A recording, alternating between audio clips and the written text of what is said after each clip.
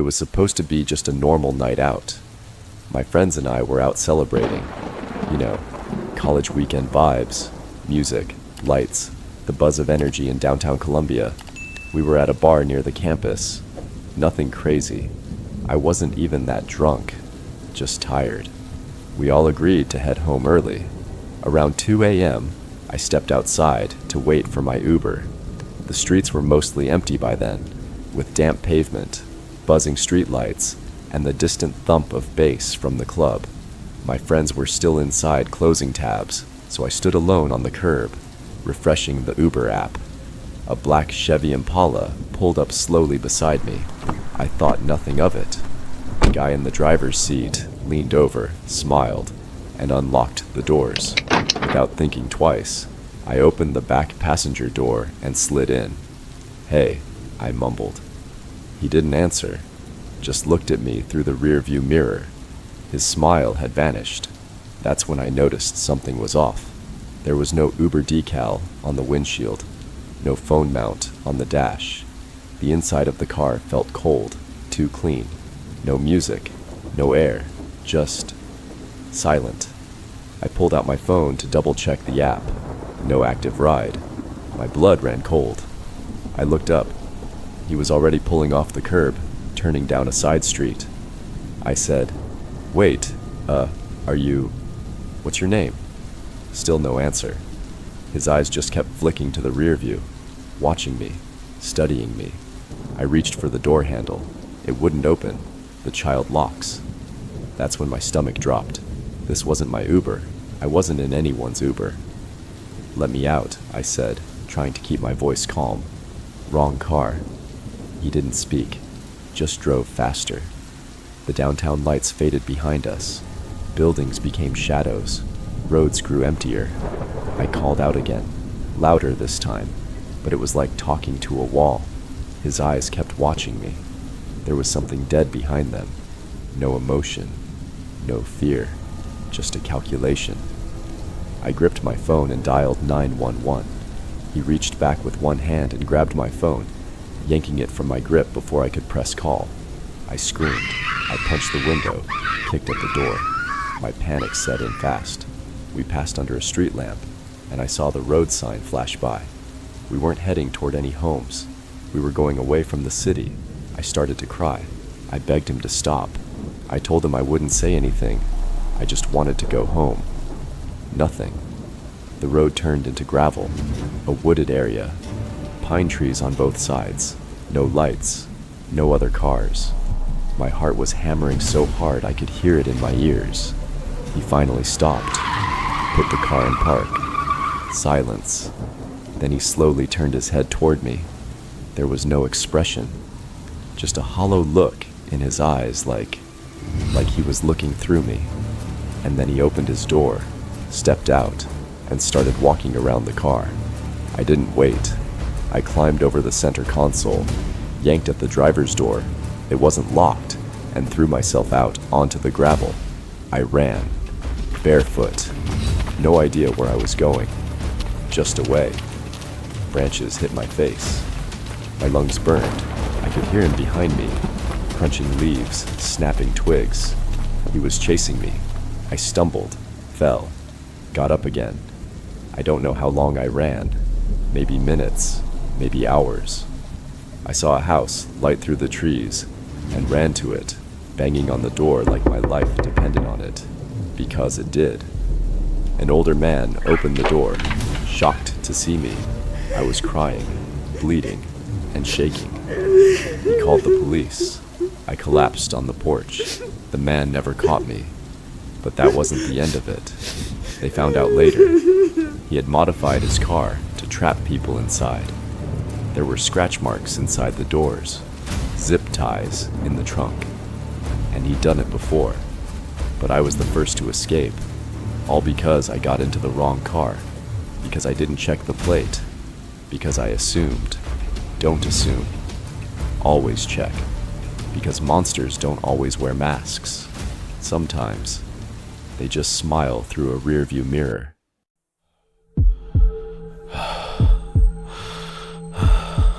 I'd been driving since just after 8 p.m., By the time it hit 2:30 in the morning, I was just about ready to call it a night. Then, a request popped in.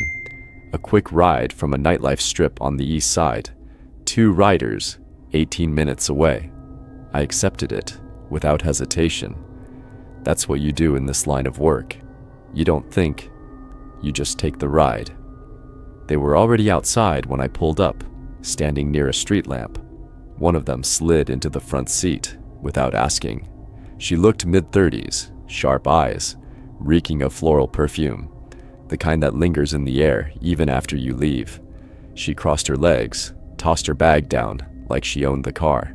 The second one climbed into the back seat, slowly, almost nervously. She didn't make eye contact and kept her head low. The woman in the front started talking right away, loud, confident, asking a dozen questions in rapid fire. How long have you been driving?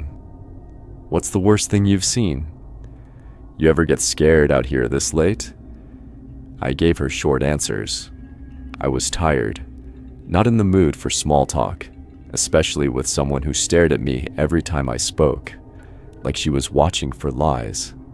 10 minutes in, it still felt like a normal ride. Late night roads, dim traffic lights, chill music on low. But her eyes, they didn't stop watching me, not in a flirty way, more like she was studying me. Then she asked, "Do you think I'm attractive?" The tone wasn't playful. She leaned closer, her voice completely flat, no smile, no warmth, just hollow curiosity. I hesitated, then said something dumb like, "Yeah, sure." She sat back hard against the seat, didn't say another word, just stared at the windshield, unmoving. Then she muttered, just loud enough to hear, "You don't sound like you mean it." Her voice was quicker now, sharper. From the back, the quiet girl gave a nervous laugh, but it cracked halfway through. There was tension in the car now, thick and pressing. They whispered to each other, fast, sharp tones. I couldn't make out the words, just the rhythm, urgent, angry, coordinated. I glanced into the rearview mirror. The girl in the back was now pressed against the door, hands in her lap, eyes wide. She looked uncomfortable, scared even. 5 more turns, and I could drop them off. That's when the woman in the front opened her bag. No fidgeting, no hesitation. She pulled something out. I heard a click. A second later, my left eye was on fire. It took me a moment to register what had happened. Pepper spray. Direct hit, less than a foot from my face. I gasped and swerved, vision blurring. The tires jumped the curb and scraped the sidewalk, missing a pole by inches. I tried to brake, but my foot felt disconnected from my body. My lungs were closing. My skin was burning. Then she sprayed again. This time, straight into my mouth. The taste, I'll never forget it. A rancid blend of metal, ash, and poison. My tongue went numb. My chest seized up. My body wasn't responding. I threw the door open and stumbled out. My knee hit the pavement first, then my face. I barely felt the impact. My whole body was already screaming. I heard the back door open, footsteps. Then her heel slammed into my ribs, again, and again, and again. No yelling, no cursing, just deliberate force, like she was stomping out a fire, like I wasn't a person. I tried to crawl, but she kicked me square in the spine. I twisted, trying to grab her leg, but she stepped back and stomped on my hand. I felt the bones shift. The pain was almost distant, like my body was trying to shut down. I heard the quiet girl yelling now, frantic, panicked. She was trying to pull the woman off me, telling her to stop, but the front one shoved her back and kept going. Her heel came down into my stomach, hard enough to knock the air out of me. Then she crouched. Her face was right above mine, blurred from the tears and the pepper spray. "You shouldn't lie to people," she whispered. "I can smell fear." Then she stood and reached into her bag again. That's when I heard sirens. 2 police cruisers, lights flashing, came from opposite ends of the block. The red and blue lights cut through the fog like stadium lights. The woman looked at them, then looked down at me, and smiled. It wasn't joy. It wasn't fear. It was empty. She ran. Didn't make it far. One of the officers took her down just before the corner. She thrashed like an animal, snarling and kicking. One officer yelled when she bit his wrist, deep enough to bleed. The second had to pin her entire body to the pavement. They dragged her into the cruiser. She slammed her head against the back window over and over. I could hear it, even over the ringing in my ears. Her eyes, I still remember those. They weren't angry. They weren't wild. They were hungry. The other girl, the quiet one, sat on the curb shaking. She told the officers they didn't know each other. Met earlier that night at a party. She kept saying, "I didn't know she'd do that. I didn't know." She apologized to me, but wouldn't meet my eyes. Her voice was flat, hollow. They asked if I wanted to press charges. I could barely nod, but I knew one thing. If they let her go, she'd do it again. She stayed in custody. Turns out, no drugs in her system, no criminal record, no psych history, clean background, no known family. She barely spoke during booking, didn't ask for a lawyer, didn't eat for 2 days. Then she snapped, attacked one of the guards, bit into his shoulder, tore skin clean off. They transferred her to a psychiatric unit. That's the last I ever heard of her. The dash cam footage went viral, commentary videos, edits with sound effects. People are arguing whether it was staged or real. Some said she was possessed. Others thought it was a cult thing, or drugs, or mental illness. No one had answers. I stopped looking after a week, turned off the comments, deleted the app. I haven't driven since. Started delivering groceries during the day, changed my number, got rid of the dash cam. I avoid that whole part of the city now, but I still see her sometimes. Not literally, just in flashes. The moment she smiled, right before it all started. She wasn't high. She wasn't drunk. She wasn't sick. She wanted to destroy something. And that night, I happened to be the one who let her in.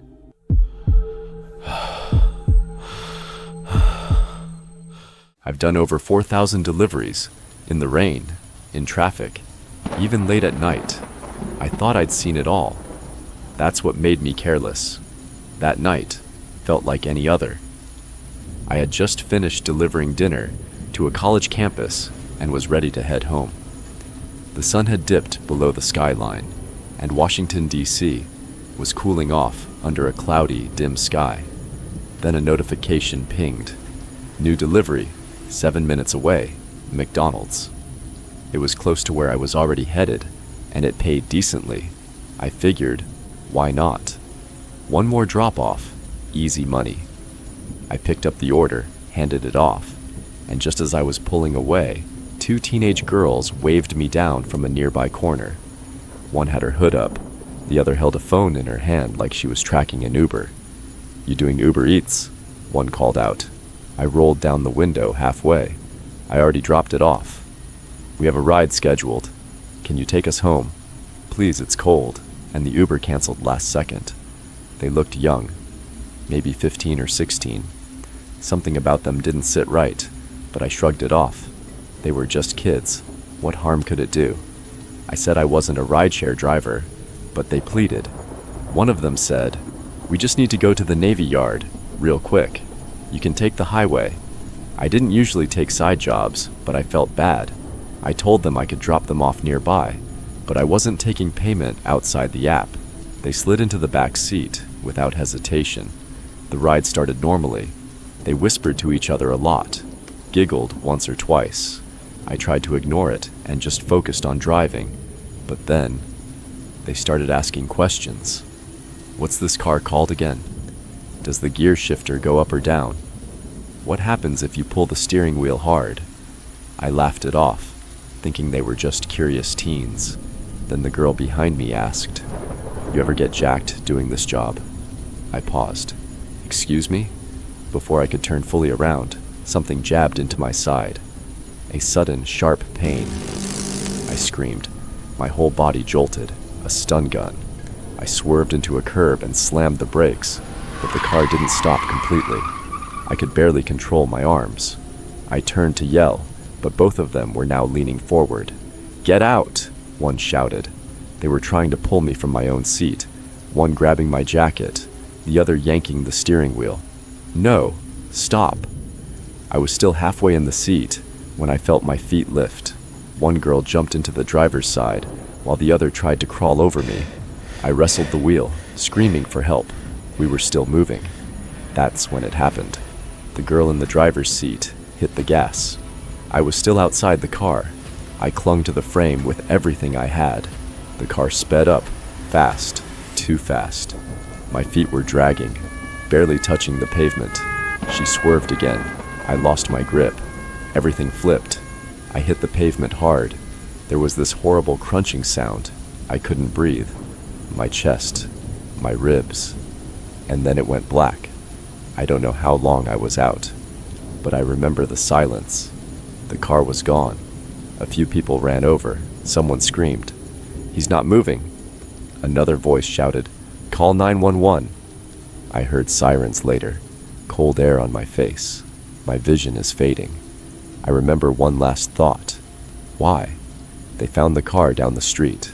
One of the girls was still inside. The other tried to run, but was caught near the Navy Yard. They were 13 and 15 years old. They didn't even know how to drive. They admitted everything that they'd planned, that they just wanted to steal a car and go for a joyride. They didn't care who got hurt. They didn't care that they killed a man who was just trying to finish one last delivery. And now I watch the city from a place beyond. I watch other drivers rush past on late-night runs. I see kids waiting on corners, waving at strangers.